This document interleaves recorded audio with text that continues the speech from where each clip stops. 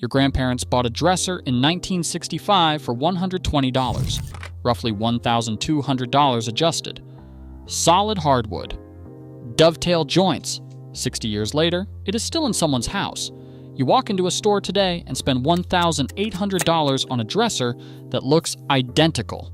6 months later, a drawer sags. 12 months later, the finish peels. 18 months later, a side panel swells and the cam lock joints separate. The store says the warranty expired. The manufacturer says it is not a defect. It was particle board with a photograph of wood grain glued to the surface. It was never furniture. It was a prop.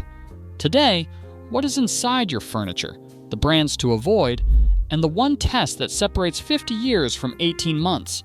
Furniture before 1990 was overwhelmingly solid hardwood, oak, maple, cherry, walnut, joined with mortise and tenon or dovetail joints. Kiln-dried to 6 to 8% moisture, sanded, stained, lacquered, designed to survive generations. The joints got tighter over time, not looser. Starting in the 1980s, manufacturers replaced solid wood with particle board, sawdust, bonded with urea formaldehyde resin, pressed into sheets. MDF, finer particles, denser, still resin bonded. Then laminated veneer, a photograph of wood grain applied to particle board with adhesive. Particle board has roughly 10% of the screw-holding strength of solid hardwood. MDF disintegrates on contact with moisture. A single water spill swells it irreversibly in under an hour. Neither can be repaired. A solid wood scratch is sanded and refinished in 10 minutes. A particle board scratch exposes raw composite that cannot be restored. The joinery followed. Mortise and tenon was replaced by cam lock fasteners designed for flat pack assembly. These joints loosen with every move, every shift. A dovetail drawer survives 50 years. A cam lock drawer survives 50 moves. IKEA did not invent particle board furniture, but IKEA proved consumers would accept disposable furniture at scale. Their Billy bookcase, introduced 1979, has sold over 110 million units. Particle board with melamine laminate is designed to last 5 to 10 years. At $70 to $130, the material is honest. You are paying for temporary furniture. The scam is every brand that adopted IKEA's material while charging solid wood prices. Ashley Furniture, the largest manufacturer in America, sells dressers and nightstands made from particle board and MDF with laminate at $400 to $2,000. Rooms to go, Wayfair, Bob's Discount, same material, same cam locks, an 18 to 36 month lifespan. Marketed as engineered hardwood and a wood-inspired finish, not descriptions. Evasions.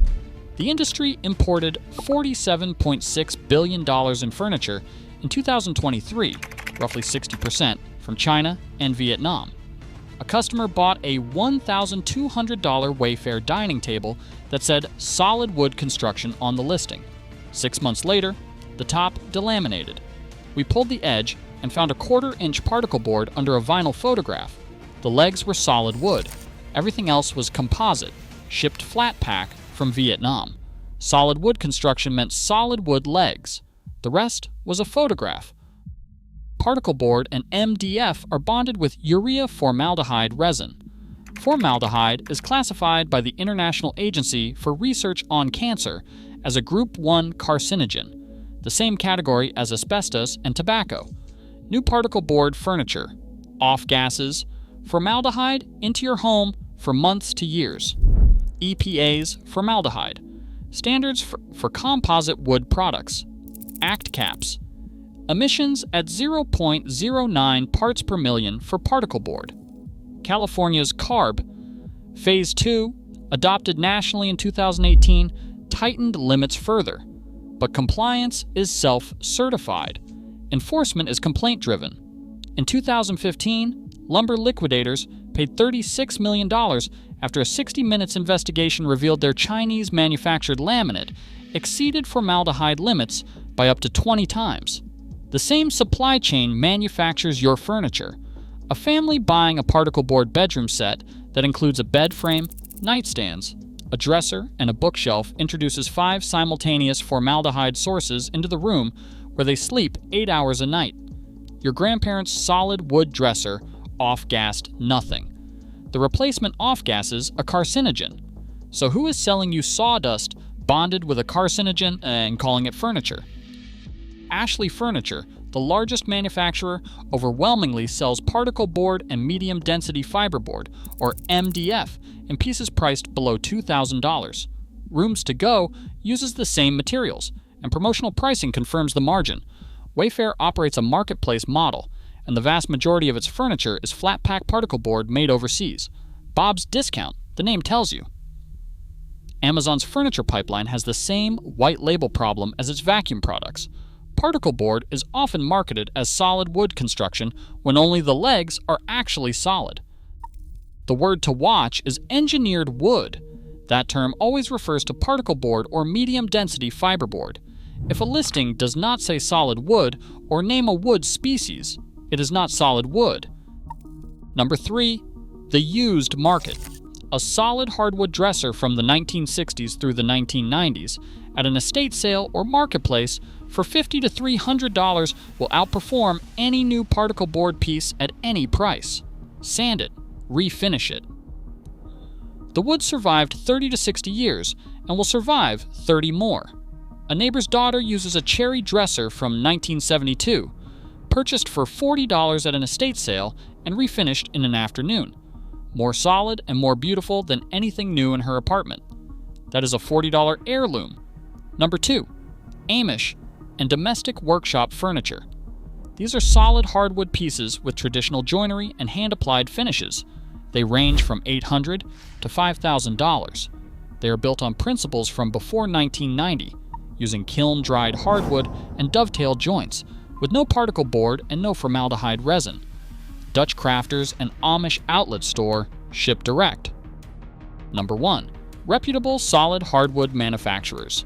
Copeland Furniture, Stickley, and Vermont Woods Studios are American-made, use traditional joinery, and use no particle board, no MDF, and no formaldehyde adhesives. Copeland uses solid North American cherry and walnut. Their pieces can last 50 years, which works out to $30 to $160 per year. By comparison, the $1,800 Ashley dresser, lasting 3 years, costs $600 per year. The $3,000 Copeland, lasting 50 years, costs $60 per year. The expensive furniture is the cheap furniture. 3 checks. The knock test.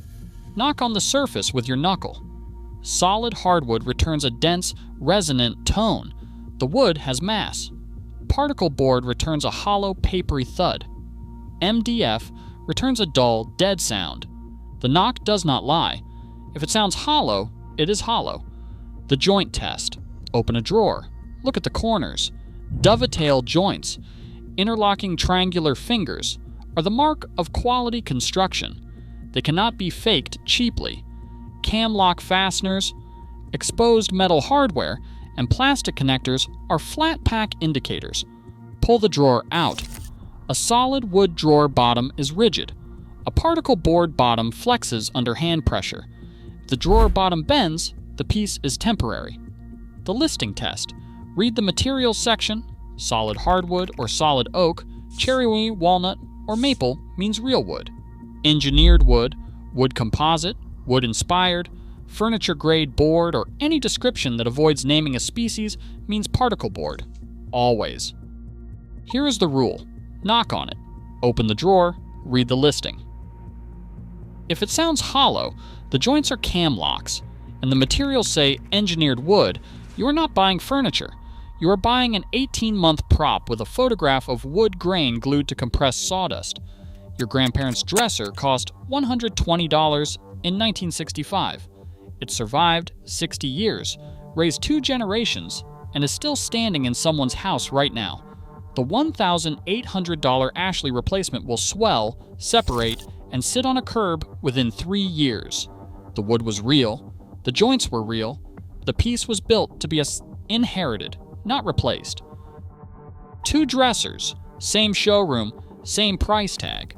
One will be in your daughter's apartment in 30 years. The other will be on a curb in 18 months. Knock on both. One answers back. Subscribe.